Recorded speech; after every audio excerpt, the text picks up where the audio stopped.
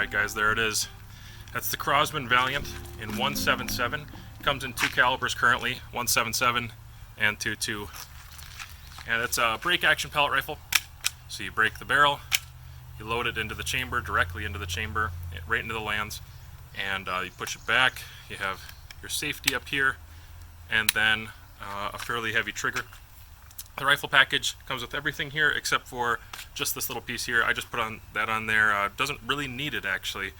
It's not all that useful except for to carry pellets in. When I want to carry this rifle and be a little lighter weight, then I'll carry, some pellets in here. Hunting, squirrel hunting, that kind of thing. So I wanted to talk about this rifle a little bit. A lot of the series that I've seen out there talking about the capabilities of different rifles or reviewing the rifles aren't coming to you with the stock rifle. It's coming modified slightly a lot of times, and definitely with a better optic, and that's something I'm always a fan of. I always want a better optic on it. I almost never have stayed with the optic that the rifle ships with, but just for fun I thought I would mess around with the open sights in this rifle. I did a few hundred rounds, found it to be the rear sight is plastic, it's cheap, it's chintzy, definitely works though. I would go ahead and put some white nail polish or something, grab some from the wife, and highlight the front sight because it's just junky, it's cheap. But with an optic on here, this is a 4-power center point that the gun ships with. I did not mount it right away because first of all, if you mount your scope right away, the rifle hasn't tuned down, it hasn't calmed down at all yet. It's still probably dieseling and all that, and it's gonna shake the reticle so hard, or the glass so hard, or the erector tube so hard in the rifle, or in the scope rather, it's going to break it right away. And so I would wait, at least 500, 800, somewhere in there, maybe 1,000 rounds into your rifle, and when things have settled down a little bit, calmed down, that's a good time to go ahead and throw on that stock optic that they send you. It's usually a piece of junk. This is a piece of junk optic, but actually the rifle itself, it's got some quirks, but it's done pretty well. And so I want to just talk you through this rifle a little bit, what my experience has been so far. I'm somewhere in the neighborhood of 4,000 rounds with it right now, 4,000 pellets rather. And I have a lot to say about it actually. I have some opinions. So first of all, I'm going to tell you, starting with this end of the rifle, that this does help. I'm surprised. I'm really surprised. I'm just used to cartridge rifles, something that burns powder, and this just seems like it wouldn't work. It seems like it wouldn't do anything, but it does. It actually knocks down the sound a fair amount, and I'd say kudos to Crosman for coming up with something that actually does help. This rifle, for how fast it's shooting, which my original estimates were wrong, this is shooting with lead around 1150. It's definitely breaking the sound barrier, but to my ears, it's much quieter. But this pellet it's screaming out there. I can tell by my impacts at distance, it's doing just fine.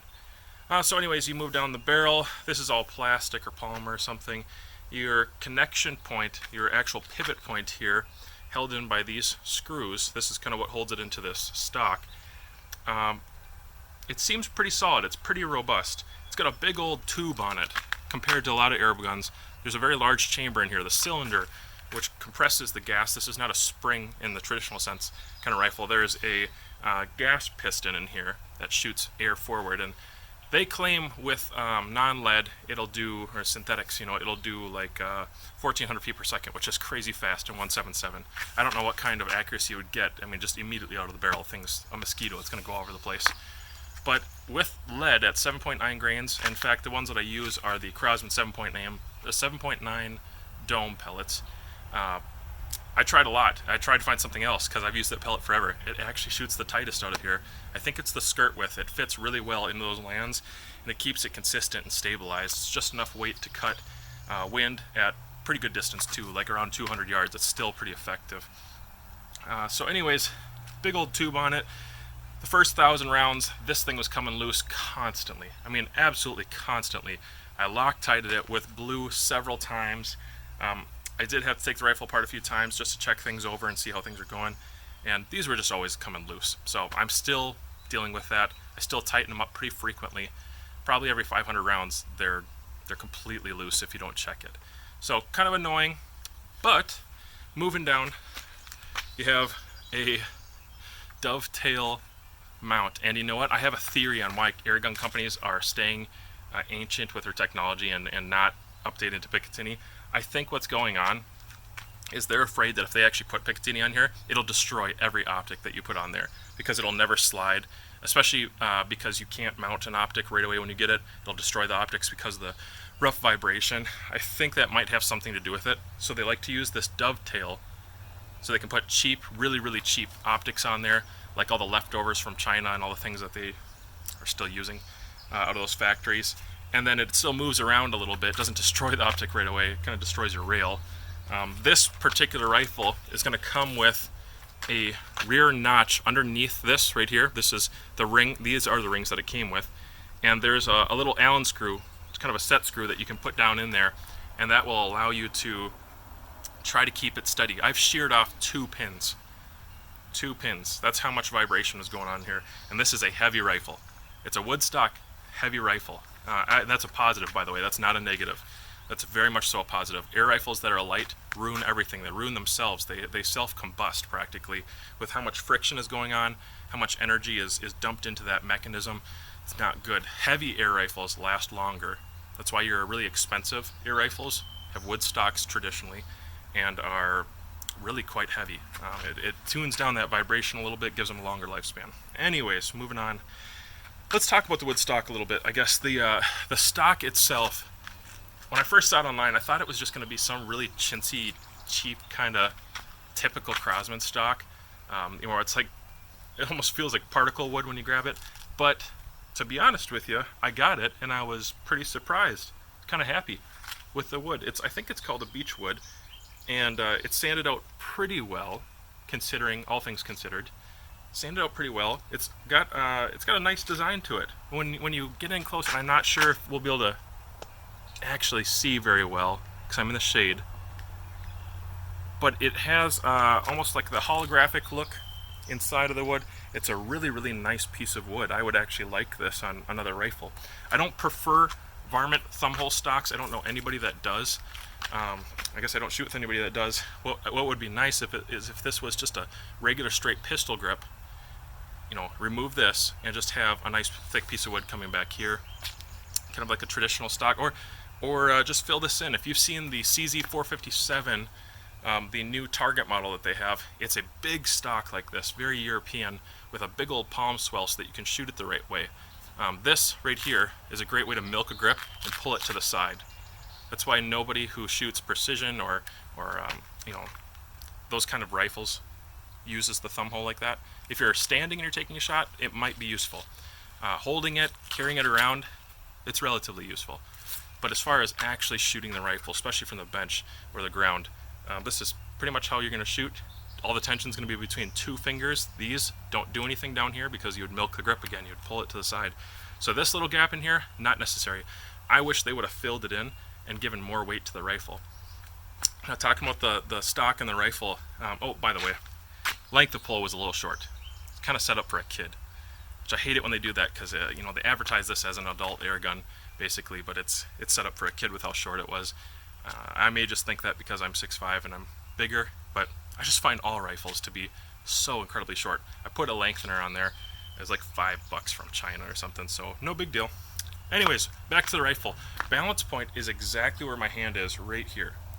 This is where the balance point of the rifle is. And I would say kudos, that's pretty good. I like that.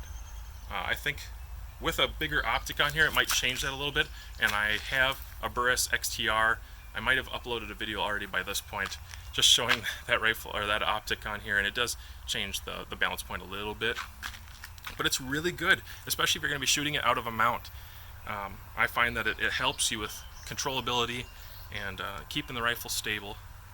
So very good. I like the stock. I have a lot of good things to say about it. The internals are actually fairly well done. It's not super rough on the inside. One of the criticisms I would maybe give the stock is, if you can see in here, this wood right here, it's not chintzy, it's not bad, it's just a little thin. They could have kept the stock thicker, again, given it more weight, more stability, more strength. I could foresee somebody breaking this though. Maybe. I don't know. It just should be a little thicker. I think they went too thin. They skimped out a little bit on this piece of wood, even though I like it quite a bit. Cocking effort, I'll go ahead and give it a pull here. So you're going to kind of tap it, go down, very easy. It's probably, let me grab a pellet. Okay, it's probably something like 25 pounds. It's not bad at all. Pretty respectable. I don't have a target down there anymore because I have a steel target here, but so that'll give you an idea of the sound. I suppose we could talk about the trigger, some of the internals. The trigger itself, as far as my opinion goes, I shoot pretty light triggers, like 1 pound, some like 10-ounce triggers in my actual rifles, and when it comes to even these little toys, and yes, I consider this kind of like a toy, just a dangerous toy. This, man, the trigger is atrocious. It's horrible. It's really horrible. Not as bad as many air rifle triggers, not as bad as old Crosman triggers, but it's not good. And I'm not going to lie to you and tell you it's a good trigger. I really think they could go a lot further than this, especially at the price point. They could go further. Maybe one addition that I made is I put a little piece of Velcro, sticky Velcro in here, just so that I had a consistent place to pull the trigger, because I was tending to pull it kind of high up here. With these real curved triggers, you tend to go high. It increases the feel of the pull weight. And so I put a piece of Velcro there just as a muscle memory point for my finger to always grab and index that one piece. I believe it's actually an aluminum trigger too. It's maybe polymer coated or paint coated, but I think it's an aluminum trigger. The housing is definitely polymer. The safety, I believe, is also aluminum. So that's a good thing. I would rather have aluminum than polymer any day. Oh man, it's hot out today. When I took this rifle apart after however many rounds, I've done it multiple times, a couple things that I noticed is in the back here, I was changing out the trigger return spring. It's what springs your trigger forward, and so that you pull the trigger and then it sets it back for you.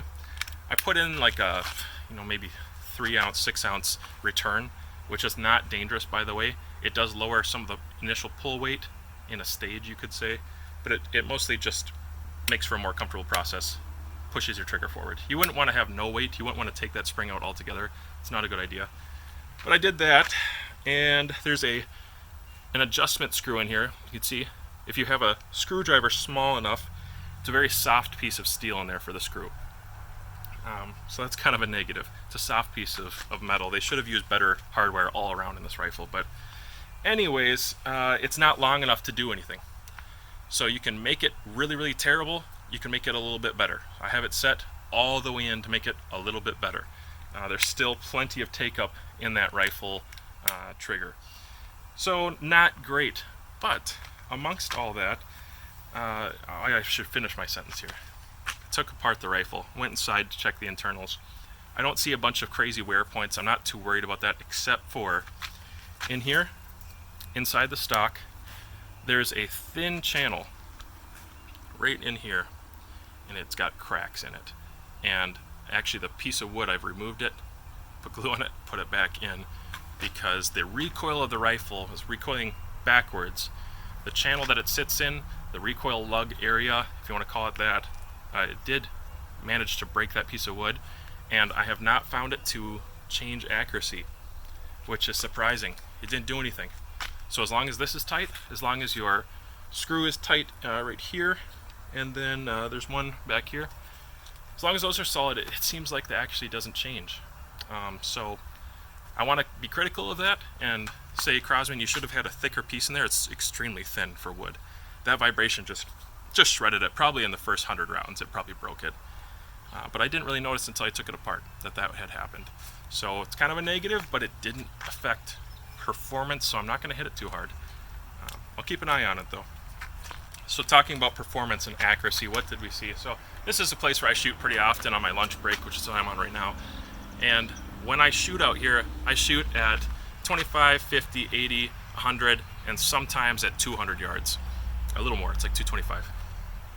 And with this rifle, right off the bat, I think when I first got the gun, I probably already made a video about this. When I first got the gun, I was really shocked because at 50 yards off of a stand and a rest with a bag in the rear, I was seeing about half-inch groups, 5-shot groups, by the way.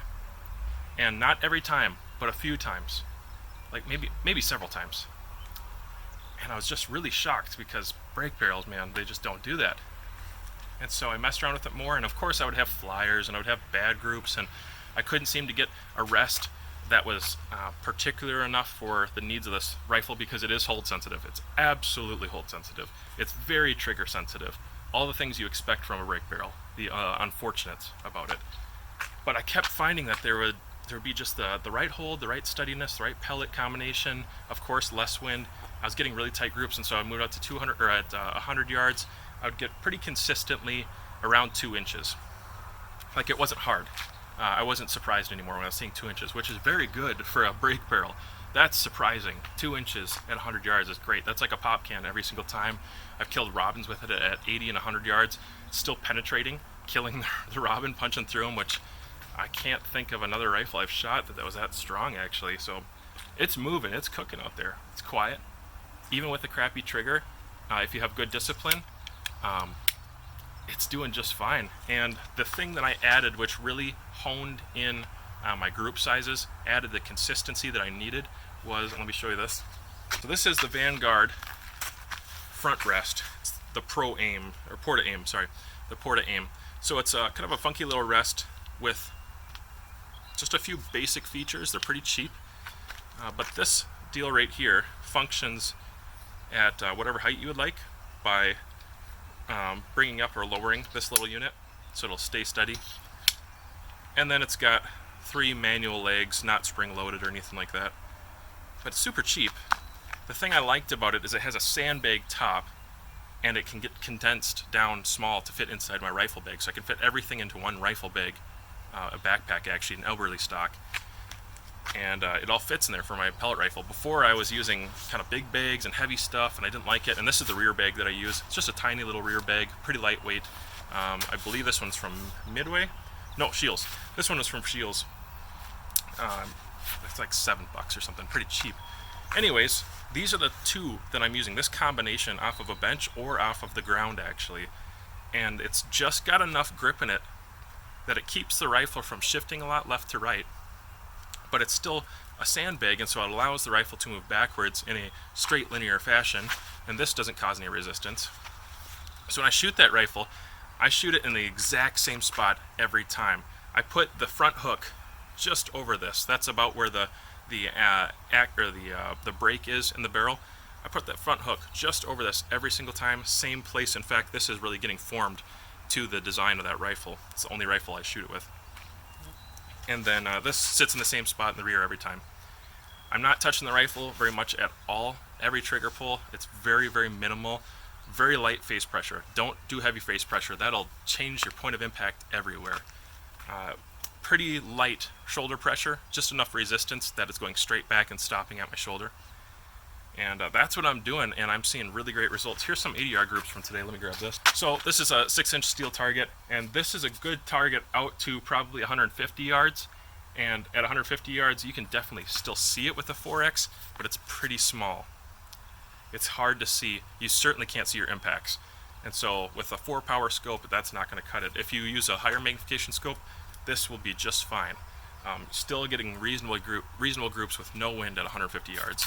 And then, the size of your target is going to assist. So at 80 yards, very respectable. Obviously, I had wind today. I chose not to hold for the wind and just let it go. And I find the 0 for this rifle. What I did was, can't remember the closer distance. I want to say it's 10 yards and then 75 or 80. Well, it must be a little more than 80. So it's enough power that it's still high at 80 yards. That's pretty impressive, actually. Really happy with that. Yeah, this is still impacting high. Point of aim was somewhere around here, impacting up there. And actually, I'll even call this one as a flyer because of the wind. I would say it probably should be over here, and that would be right at about 1.25 inches, something like that. And this one's right at 1 inch. So it's a nice small target. Helps as a small point of aim. This is a little bit hard to see, but the crosshairs fill it perfectly. I should comment on that. Speaking of the crosshairs, one thing I almost forgot to mention was when I first started shooting the rifle, the rings loosen up and the scope loosens up and all that. It just happens constantly. But I noticed that the crosshairs are not even straight. It's almost like they're wire crosshairs. They don't meet up with each other. So a flat crosshair should be like that on the horizontal plane, and these crosshairs are like this. So it's so hard to be exact with your point of aim. I mean, what a terrible scope. So the reason I keep harping on all this is I'm just surprised that for such a terrible set of like a trigger, things coming loose, scope, I mean the reticle is terrible. This rifle performs well. And for, I think I saw them in Academy for like 150 bucks right now. You can get them for less, but they're at Academy for like 150 bucks right now. I don't know if you can do better than this rifle in that price point. Straight up. I mean, this might be the most accurate break barrel I've ever shot. I'm really a big fan. I think this same action and stuff sits inside of a different chassis for Benjamin, but this is the Crosman Valiant version. Very, very happy with it so far. 4,000 rounds in. Nothing catastrophic for failures just yet. I'll keep you updated, and I think we'll run it out at a little bit of distance on a night where it's not this hot and not windy. It's going to help you just see what the accuracy could be with a stock rifle with something as simple as a 4-power kind of junk scope. That's kind of fun. If you have any comments or questions, go ahead and post them down below. If there's something you want to see in the future, especially if I get a better optic on here. I'm working with a couple companies to see if they will guarantee an optic that's more expensive. I don't want to bust something that I have to pay for or wait for, but if they'll send something in, I'll do some more shooting out at a couple hundred yards and risk it on their dollar, if you know what I mean. Pretty happy with it. Cool rifle. Check them out. I think, man, if you want to take a risk, go ahead and take a risk. Otherwise, wait around for the 10,000 round review. That'll probably be several more months. I have a kid coming here at the end of the month, so I won't be shooting as much, but I will do a 10,000 round review if you want to wait for that, and I'll let you know what I think of the rifle, and hopefully have a much more thorough examination of the internals and the externals as far as ballistics go. Thanks, guys.